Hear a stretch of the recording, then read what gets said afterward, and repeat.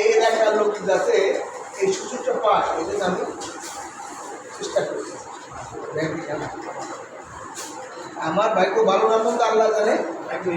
আমি ওই চেন্নাই ব্যাংকের ম্যানেজার আমার করতে গেছি সেটা কি যে এটা ব্যক্তি হবে এটা এটা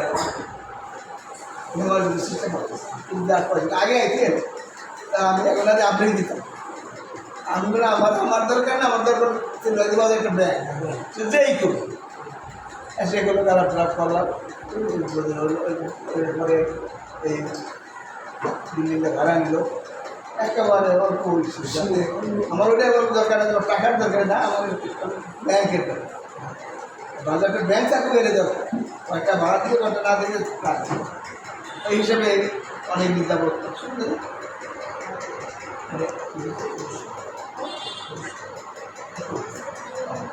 তাহলে 2021 সালে আমাদের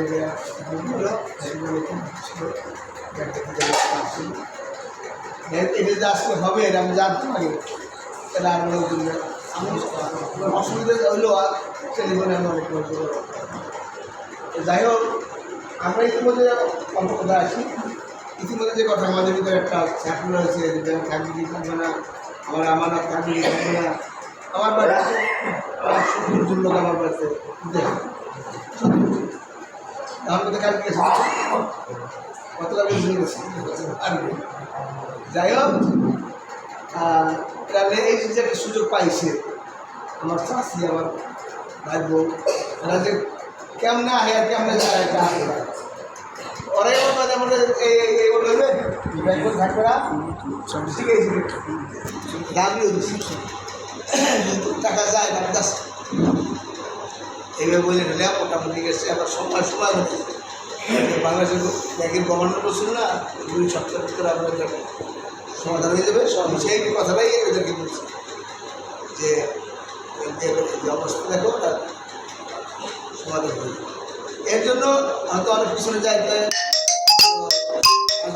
বলতে হয়, বলতে চাই না। এই ব্যাংকের টাকা না থাকার কারণে আমার মতো তোমার মতো কিছু লোক অবৈধভাবে লোন নিয়ে না দিয়ে একটা কোটি টাকা আমাদের মতো পাবলিক যারা 2-4% মালিক 11টা যাই হোক ওটা এই রাখছে যে কিছু কিছু দিয়ে চালু আছে। আমাদেরকে বোঝে নাই যে এত টাকা আমি চাবো 1 লাখ আমার দেয় করতে হবে, আমার দেয় 40,000, ওদের 20,000, আবার বিকালে। এর কারণটা তো এইটা। হ্যাঁ, এখন যাই হোক মোটামুটি একটু ম্যানেজার সাহেব বলবি সব কিছু বলবে ঘুরে।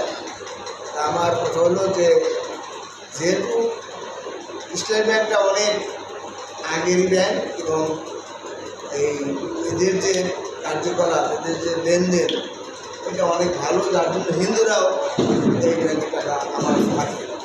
মাদারপুর ব্যাংকে যেদিন প্রথম উদ্বোধন হয় সেদিন আমি বুঝতেছিলাম আমার অ্যাকাউন্ট নাম্বার পাওয়ার, সেদিন আমার অ্যাকাউন্ট করছি।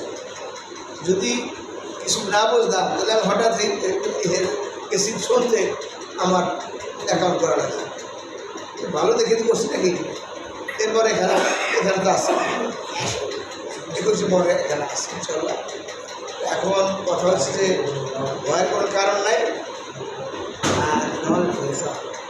নামাজ পড়বে। এখন আমরাও যে যার সামনে যারা পুজো করে তাকে বুঝে বললেন যে এগুলো সব ভুয়া, এগুলো ঠিক হয়ে গেছে সব ইনশাল্লাহ।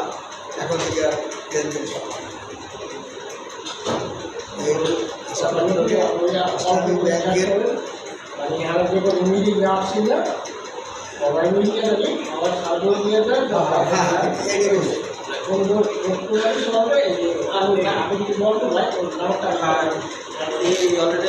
নামাজটা বইটা থেকে আমি সমাবেশ করবো না।